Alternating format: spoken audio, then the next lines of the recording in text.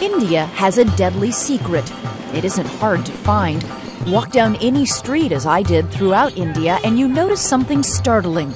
In every direction you see men and very few women.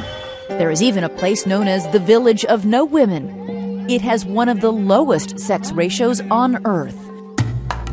Now look closely at the faces of these girls. They are the lucky ones. They're alive. I came to India because I heard that 1 million of their sisters are systematically killed every year because of a gender preference for boys. The numbers are staggering. 50,000 female fetuses are aborted every month. Since 1980, an estimated 40 million girls are missing through sex-selective abortion, neglect, or murder. It's the obliteration of a whole class, race of human beings. It's half the population of India. Whether eliminated in the womb or tossed out in the trash, they call it gendercide. We put very little value to girls and to women. So they're always in danger from birth to death. If they are born, then they might be murdered just because they're girls. But why in a land where men revere female goddesses and where the current president is a woman is there such ingrained discrimination against girls to the point of killing them? The main reason is money. Girls are a financial burden to their parents who must pay expensive dowries to marry them off. The dowry is a cultural tradition and the single biggest reason Indians prefer boys. When a boy is born, how is that greeted?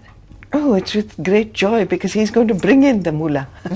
You see, he's going to be the person who gets married to a girl who's bringing in the money. But in this series of photos, a very different scene. A woman gives birth, a doctor brings the child out to her waiting family-in-law, who immediately check the baby's gender. You only have to look at the woman's face to know it is a girl, who will one day cost this family a lot of money. The amounts of dowry have become higher and higher, and families can get into huge debt bondage just to be able to pay the dowry to get a daughter married. Once married, if a girl's family doesn't pay a set amount of dowry, she's often beaten, tortured, even burned to death. And while dowries have been illegal for decades, the law is mostly ignored. So how do 1 million girls go missing every year? The answer is down 1,000 streets like this one, in clinics that can exploit the use of this machine, found in nearly every hospital in the world, the ultrasound. Finding out the gender of your baby before he or she is born is a booming business everywhere in India. In this small town, just on this stretch of the street, there are 10 ultrasound clinics. 10 places where a woman can find out whether she's having a baby boy or a baby girl, and it's illegal.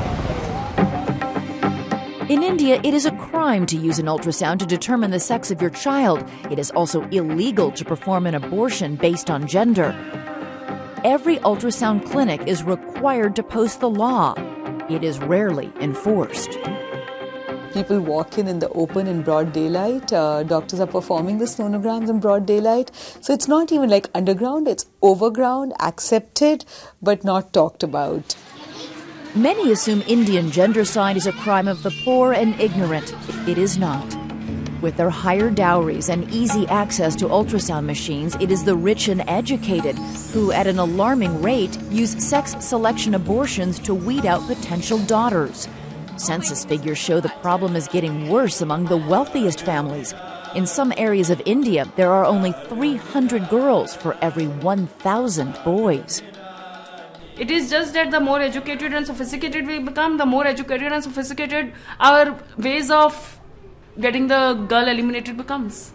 Dr. Meetu Khurana is a 34-year-old pediatrician and mother of 5-year-old twin girls. Isn't anybody thinking ahead that if you have all these boys being born, eventually when all those boys grow up to be men, they're not going to have... The issue is everybody agrees there have to be females, but nobody wants it in their own house. Even her husband, also a doctor and part of the privileged class, even he and his family demanded that she give him a son. My husband, he hates me. He wants to remarry because he wants to have sons, which I have not given him. So according to him, I was a useless wife. He wanted to throw me out. It was in the 6th week of pregnancy when I came to know that I'm carrying twins. Then the pressure started for sex determination test. So what did they say to you? That they wanted to know whether girls or boys, and that they can't afford 2 daughters. So if there are 2 daughters, I should abort them. When she refused to have an illegal sex determination test, she says her husband's family fed her a cake with eggs, knowing she was allergic. She was rushed to the hospital where she says her husband and mother-in-law persuaded doctors to do an illegal ultrasound to find out the sex of the babies. To their dread, the twins are girls. From that day onwards, the pressure started to get an abortion done or to get one of them killed. To ensure she miscarried, Dr. Khurana says her husband and his family tortured her and deprived her of food until she fled to her parents, where she then gave birth.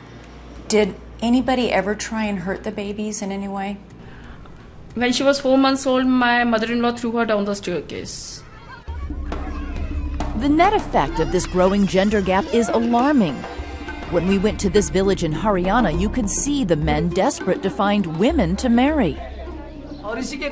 They are killing the girl child in the womb. This old man sitting next to me never married. He tries to warn younger men that even though boys are traditionally preferred, it creates a shortage of women. How will we get married? It is a problem. Some women are trafficked in, sold, and forced to marry village men, like this woman who bore her husband 8 sons. When we asked the rest of the young men if they had trouble finding a bride, all raised their hands.